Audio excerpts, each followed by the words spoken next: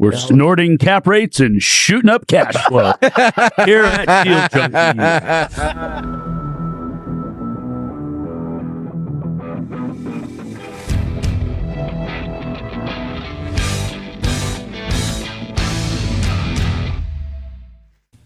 Welcome back to Deal Junkies. I don't have the radio voice that Gabe has. No one does. I feel like I have good enthusiasm, but anyways, probably because I'm excited to be back here with Scott Dalinger. This is episode number 2. We're going to call him Scott the Tackler Dalinger. Yeah, Scott. I was telling Scott while we were in our intermission that when I met Scott in person, I was going to tackle him. If you don't know why I'm going to do that, listen to the first episode with Scott. He told us a lot about his wholesaling background, about how he started buying and holding deals when he was in wholesaling, his flipping in the last episode. But this episode, we get to talk about his good deals and his not so good deals. I do need to say this. He's a terrible golfer. That's so mean. Yes. So when you're at the golf mecca of the world, Bandon Dunes, on the starter on the first day was like, guys, I've been here for 30 years since day one this open. This is a top 5 day. There was no wind. No way. October. It was like 78 degrees. Really? Yeah. And then I have to golf with one of the worst golfers I've ever golfed with. And he's tackling me on the golf course. And then the caddies, dude, the caddies were the worst caddies ever. And that first round, I was having a round. Dude, I was having a round and I had a really hard putt and I had it read right, the correct read. And the caddy's like, nope, it's not going to do that. Nope, you need to do this. And I listened to the caddy. And I missed the putt, and I went off the rails. So, did that make you angry? It was Scott's caddy, too. It seems like it. I didn't pay for a caddy. Scott totally told him to ruin your game. I did take a week of golf lessons. I took a week of golf lessons leading up to that preparation. Trip. Yeah. And the instructor's like, you're going to Bandon Dunes, and now you want me to make you good at golf? Huh. Like he's seen that a million times. That's so funny. Yeah, it was a memorable. I think everybody can look like they're a bad golfer at Bandon Dunes. I told Trevor this the other day because I thought it was. Thank you. Yeah, I don't blame you at all. I told Trevor this because I thought it was hilarious as far as like the relative difficulty of golf courses. Yeah.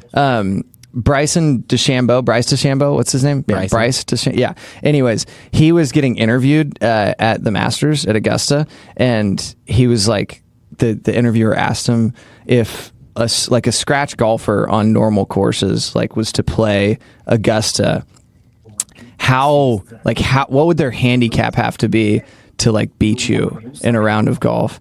And he like stood there and he was kind of like confused first. Like he was just like, I don't think you know how like. And he goes, if I got to put the ball on the green wherever I wanted to, and they had to play from that spot, and I started from just the normal tees, I would beat a scratch golfer here. He was like, I mean, because those greens are so hard. He was like, you don't even understand. Because I'm going to make it there in 1 or 2, and then I'm going to outputt them every time. Mm-hmm. And so it's like they get 1 or 2 strokes to, it's like, no way. They're going to putt it, and it's going to be off the green. And then they're going to have to. So anyways, I have total respect for you, Scott. When I go to Bandon Dunes, I don't golf. I just hang out with my friends. I've done that 3 times in the last 2 years. I've gone to hang out. I've gone to Bandon Dunes and not golfed. We'll save the best Saturday night story for another podcast. So this is when I truly learned about Scott. I'm excited. There's nothing like a guy hopping into a hot tub with 2 plastic bags full of glass bottled beers of like Miller Lite or something. You sound like a menace. Coors Light. That's awesome. Yeah. Yeah, that's so funny. I'm sober right now, by the way. I hope so. It's like 10 every story Mike's there. told, I've been drinking. Well, that's just when we get down and dirty in life. You mean sober generally, not just this morning? Right. Oh, okay. This morning, generally. Yeah. You haven't had your first drink yet today. That's good. Well, let's jump into deals. Do you want to do your favorite or least favorite deal first? Trevor, you might want to pick. Let's start with least favorite. Trevor loves doing least favorite deals. He can't wait. Least favorite. Yeah. What's the worst deal or just the one you hated the most? Was it 5850 Kenny Road? Yeah. No, the interesting about that, we talked about that in the last podcast, is I bought it for $260,000 in Lake Oswego. This like kind of funky 3-bedroom, 1-bathroom house. brought through like every cash buyer in Portland. Nobody bought it. That's when I called Tyler, Mike's old business partner, and asked for help. And, someone eventually bought it sight unseen from Hawaii. Ooh. And then they rehabbed it and like eventually sold it and made a bunch of money on it. But can you imagine like everyone would pass on a $260,000 house? That's in Lake Oswego. Still doesn't make sense to me. Yeah. In Lake Oswego. Yeah. Like you can't lose. Why didn't you do it? But worst deal, because I was brand new. I didn't have any connections, didn't have money, didn't have contractors. Those are things you need in order to flip houses. Yeah. Those are things you need. Yes. Very good reasons, Scott. Very good reasons. Let's go into the deal then. So the worst deal. Yeah. Like there's a lot to pick from, unfortunately, but the worst one is I won't give the address, but it's in Northeast Portland in Park Rose, and this is a house. The lead came from a different wholesale deal I was doing at the time, where I was paying cash for keys to some tenants in this house. One of those people I paid cash for keys to told me that his mom had a house that she was selling, that she wanted to sell. So I called the mom. She's like, yes. Actually, no, I'm sorry. It was the friend of one of the guys that I paid cash for keys to. He told me, hey, the mom of my friend has this house that she wants to sell. It was nearby. So I call her. She's like, yes, I want to sell it. My son lives in the house, but he just got arrested because his girlfriend put a restraining order against him, but he didn't know about the restraining order. So he came home. She called the cops. And the cops came and picked him up, and now he's in jail. They live together? So now the girlfriend... What? They live together. That's so now the girlfriend... And I'm like, well, is the girlfriend like a renter? What's the deal? She's like, no, she's not a renter. And she says that she's going to be gone just like in a week or two. I'm like, okay, yeah, let me take a look at it. And they wouldn't... So first we did a contract, and we negotiated a price. I think it was like $220,000 for this house. 3-bedroom, 2-bathroom, kind of old, maybe 1950s or 60s house, ranch, backyard, like pretty standard for Portland. And so we put it under contract at the 220. Then she's supposed to arrange access, and she can't, of course. So I go there, and girlfriend won't let me in. And so then I go back to the lady. I said, hey, they won't let me in. He's like, well, let me keep trying. So she's having no luck. And then, so basically girlfriend is now of the position that this is her house. It's one of those classic situations. And the girlfriend sublet to other tenants. And one of those tenants was an elderly lady with a bunch of health issues. And this was during COVID. So I'm trying to get a real estate deal done here. And I'm fully prepared to pay cash for keys to people. And then I get a call from the boyfriend of the girlfriend of the son who's now in jail. So girlfriend now has a new boyfriend, and he's a gangbanger, like an actual gangbanger. Yeah. In a gang called the Brutes in Portland. So now he's threatening me. That was the same like, gang hey, as my skinhead guy. He's like telling me, you need to lay off here. I don't want anyone to get hurt, type of thing. So I'm like, shit. So I'm like, let me just get an attorney to help me out with this. So I get an attorney, and the attorney, we file all the notices that we legally have to file, I guess, before filing eviction. I don't exactly remember what they all were, but ultimately we did file for eviction based on like health and sanitation. We at one point we did get into the house, and it was just like nasty, completely nasty. It was like everything you can imagine everywhere, drug stuff and food. So we filed for health and sanitation. I didn't own the house yet, so the seller still owned it, but I was paying for the eviction. And and now I have the cops calling me. The cops are saying, hey, you own this house, and now it's become the headquarters of the Brutes. They're like, we need you to do something. I was like, you need me to do something? I need you guys to do something. I don't even own the house. I'm just trying to buy it. And of course, the cops couldn't do anything because it was COVID and it's Portland, and so they weren't able to help me. At some point during the paperwork eviction process, like they had to let us view the property, so that's how we got inside to view it. And the cops did show up to make sure that I didn't get harmed when I did the walk through the property. So I walked through, I took the pictures that I needed. Anyways, a lot of legal stuff happened. Fast forward a few months, those tenants, and by the way, every time that they like contractually and legally needed to leave, then they would claim reasonable accommodation for the illegally sublet elderly lady who was working there. And that's like the silver bullet, like it's whatever you call it, like it worked every time. Reasonable accommodation, nothing you can do. So they claimed that a bunch of times, especially during COVID. But the tenants got themselves a free, paid for by the taxpayers, landlord rights tenants attorney. That attorney and those tenants, they sued the owner. So thank God I didn't own it yet. I was just paying the legal bill. They sued the owner for multiple different charges, and each one they put a monetary value of like 200 to 250 grand. So they were suing her for over $1 million for all these different like alleged violations of the landlord. So like I don't remember what they all were, but like one of them was not keeping a property in adequate condition. But like obviously they made it into a horrible condition and they denied entry. So it was stuff like that. They claimed discrimination, retaliation. They claimed a whole lot of things. So now the landlord found herself in a legal case. So eventually what I did is I told the landlord, I said, hey, right now we're kind of stuck. Like I do want to buy this house from you. And by the way, during this whole time I had been paying her mortgage because this lady's a retiree, like living on $2,000 a month Social Security in a trailer up in Washington. So I was covering her mortgage payments for her this whole time. I said, in order for us to get this deal done, I need to buy the house from you, but I'm not going to get a loan for the whole amount and buy it right now. So I need you to sell it to me on contract. So I gave her like $1,000 down or something. She transferred title over to me. I kept covering the mortgage payments, which we did subject to. And then the remaining balance we put in second position that I owed to her.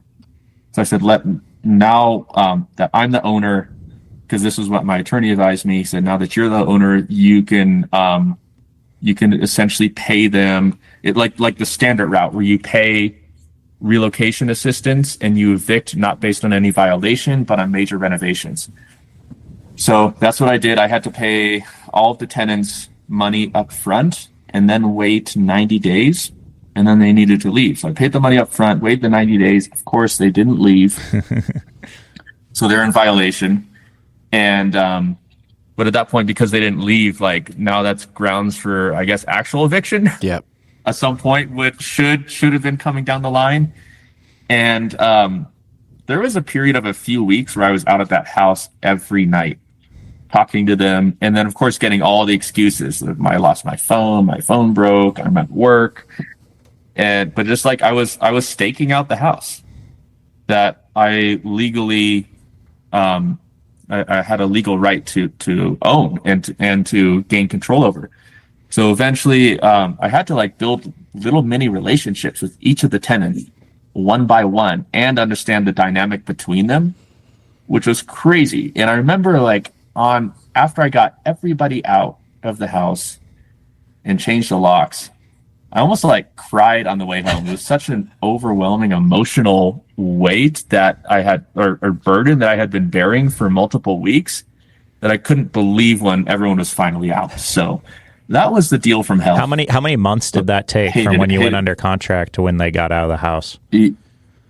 Oh man, good question. It was like a year, maybe to a year and a quarter. Yeah. You skipped over, you really glanced over, what did the Broods need from you? I'm really curious. They reached out to you, said, hey, he was trying to just support his girlfriend. Yeah. She thought that it was her house or that she was entitled to stay there. And he was trying to, just be the big man or the tough guy. And then I'm curious to how that conversation went. Then the son at some point got out of jail. So like ultimately the reason things got so out of hand. The son got out of jail. The girlfriend thought that I was somehow in cahoots with the son to evict him, that I was working with him to get them out so he could get the house back, which of course wasn't true. But that's what she had in her head. And then the son was saying all these like horrible things to the Broods guy, really racist stuff. And I got the text messages sent to me. I think the son sent me the text messages because he thought it would help them and us in court. Like, just all this crazy stuff was happening. And we have that house as a rental now, and it does really well. So yeah, but you got good rent, that's what I kept right? telling myself the whole time. I was like, why do you go through that? At the end of the day, you have a goal, and I was like, this is a house that one day will be worth, $500,000 once I get all these people out, and once I get it renovated. And 30 years from now, it's going to be worth $1 million, and it'll be paid off, and that's part of my retirement. So, like, I told myself these things to get to the finish line. Is it worth it? But yes, it was worth it. But I think you have a limited number of those types of deals that you can do. Yeah. Or at least for me. Yeah. I could do I hit my limit, which we talked about in the last episode. Yeah, I do. crazy. I remember when you. It's kind of like a limited number of all-nighters that you can do, like, Yeah. all-nighters in Vegas. I think you get a certain supply of that in your lifetime, and once you hit it, you just don't want to do them anymore. You're done. So, yes, it was worth it to do that deal, and I will never do it again. Cats have 9 lives. Wholesalers have 9 deals. Yeah, exactly. I remember when you posted that for rent listing on our text thread. I definitely said something like, "No way! Who the hell are you?" That's so and he funny. got it. Yeah, you said that is the highest square foot rent price per square foot in that side on like the east side of Portland Ever. And we got it. Yeah. We got it, and then we lost those tenants after a year. We got someone else that paid it also. We turned it into a midterm, and it's done really well as a midterm. Wow. Nice. Very cool. So your worst Even deal better. is you made a bunch Yeah. of money still? Yeah, that's a sick worst deal. But yeah, at the end of it, that's why it was worth Yeah. doing it. Yeah, no, that makes sense. I mean, worst deal doesn't necessarily have to be money. I guess it can be mental torture as well. Yeah, I kept thinking, at what point do you just walk away? Yeah, But yeah. I mean, Never I mind. thought about it. Never. Like we had money invested into it because of the holding cost, paying the lady's mortgage. And it was like that sunk cost, which they call it a sunk cost fallacy. Yeah. But it's not always a fallacy because like we had costs sunken into it, effort sunk into it, legal trauma. And I was like, well, I don't want to walk away from it now and then really lose. Then you really lose. I wanted to see it through to the finish line. Yeah. Just like your 100-mile race that you ran, right? You said you're going to do it. You probably regretted the decision, but you saw it through to the end. Yeah. Yeah. And look, you won. Oh, you yeah, win, Trevor. I won. Yeah. Woo. Yeah. I would have rather had that house. You. That's hilarious. All right. So, what's the best deal that you've ever done? We've done a lot of good deals. I'm not gonna say like the best deal money your wise. favorite. Yeah. We've made over $100,000 on a house flip before. We made over $100,000, $112,000 on a wholesale deal once. Whoa. We've done multiple wholesale deals where we've made 60, 70K, a bunch of 50K wholesale deals. Like those are all great. But I'm going to talk about a deal that's come back around right now, which I think is a really cool deal. So I bought a mobile home in Lebanon, Oregon in 2023. I had to look that one up on a map when I got the lead, but I bought this mobile home for $10,000. I actually don't remember what the pain point was or what the original circumstances were, but it was someone that just needed to get rid of it quickly. 10K, like when it's that low, you could write a literal check, which we did. And in fact, we bought them with literal cash for $10,000 before. Oh, I do remember. I paid that one cash. I went to the bank, I got $10,000 cash and paid the lady for this house. That's sweet. Yeah, so that was Lebanon, Oregon. And it was a 3-bedroom, 2-bathroom, kind of run down, but wasn't horrible type of house. Like it had carpet, like yellow outlets, but also a fix up house in that park was probably not worth that much, maybe 50 or 60 grand. So we didn't want to do a full renovation on it. So I sort of cleaned it up and put it for sale. And we listed it with a realtor. She ended up not bringing any buyers. I don't even think she did any like open houses or walkthroughs. She just put it on the MLS, which is like a big pet peeve of mine. When you list something with a realtor and they don't do anything, they just list it and then want a commission when a buyer comes. I think people need to be a little bit proactive, but we ended up not getting any buyers through her. We canceled the listing contract. I took over listing. I started marketing Craigslist and Facebook. And it was through Craigslist or Facebook that we found our buyer. So the guy reached out to me.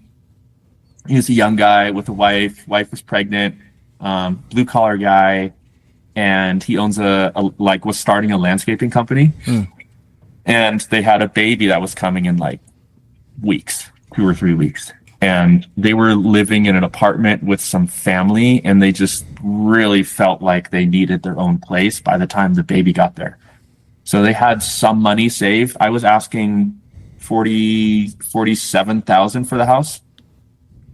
And they had some money saved, but not enough for the full amount. So we structured a deal where they gave me $20K down, and then I held the note on the other $27,000.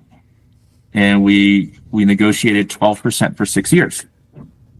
So the guy's realtor, or his sister was a realtor, and she said, well, that's an insanely high interest rate. So I had to explain to them, well, this is, it's a risky deal for me to lend this money at a low interest rate because this is, it's personal property. It's not even real estate. And we need a higher interest rate to compensate us for that risk. So they did agree to that, and that's the deal that we did. So they had the baby, and they've been fixing up that house little by little. As I said, it wasn't in really bad condition, just dated. So like they painted it. They, I think he might have put a new roof on it. He did a few things, and now it's 2.5 years later, and I get a call from him, and he says, "Hey Scott, my landscape business has grown. It's actually doing really well. Like I got another truck. I have someone working for me, and we want to get out of that house and out of that park and into a real house. So like we're looking for houses in Lebanon right now, and we find like we could afford to do this, and there's a bunch of houses available within our budget. So we've listed the house that you sold to us. We've now listed it for sale. We're looking for a buyer." And he's like, "What would it look like if he said, we've had it listed for a few weeks, no cash buyers, but what would it look like if I sold it on contract?" So I explained to him, well, you'd need enough to get enough money down from your buyer to pay off your lien to me, or possibly if I really like the buyer, I might roll my debt over to that buyer and then keep my 12% rolling. So that would totally depend on who the buyer is. But typically you'd get a down payment from them, use that down payment to pay me off, and then you would hold the note on whatever it is that they lack to come up with a full purchase price. Like, okay, got it. Thank you. So now 3 weeks later, I get a call from him. He's like, "Dude, I found a buyer. We've had it listed for $65K. Again, no cash buyers, but there's this guy that wants to buy it, and he has a good job, good income. He really likes the house. His wife has seen it. We agreed on a price of $65,000. So he's going to put $35,000 down. I'm going to use that $35,000 to pay off the remaining $17,000 that I owe you on our $27,000 note. And then the rest is going to be our down payment on the house, which we just found a house. We put an offer on it." So I love that deal because this is, at the end of the day, this is a people business. And also like we do, Mike, you put a post on Facebook about your buy box the other day. You said like not having a buy box is a lack of discipline. And I totally agree with that. But our buy box is really wide because I'll do land. I don't do $1 million houses, but I'll do houses in the 400s, 500s. And I love mobile homes. They're either great for quick flips or selling on contract, but this is a people business, and there's money to be made in it if you treat people the right way and structure things the right way. So at the end, I mean, what did this deal do? We've gotten $500 a month in interest for the past 2.5 years, principal and interest. We recouped our initial investment of $10,000 plus $10,000 in repairs, and now like I'm going to get an unexpected $17,000, which is cool. But for him, this allowed him to have a house for his family, put in some sweat equity, and sell it for, now he sells it for a profit, and he's using that to get himself into a real home. with some land where he could put his trucks and live the country dream. So, it ended up being a really, really good deal for him, and he's stoked, and I'm stoked. That's awesome. And you showed him how to create a $30,000 promissory note that he's going to get cashed in and interest off of. Yeah, exactly.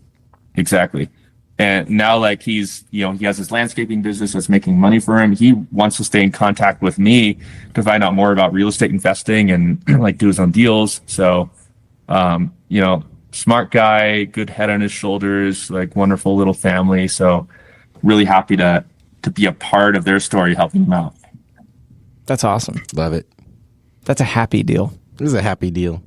In Lebanon. Yeah. I'm not a fan of Lebanon. I threw up on their football field.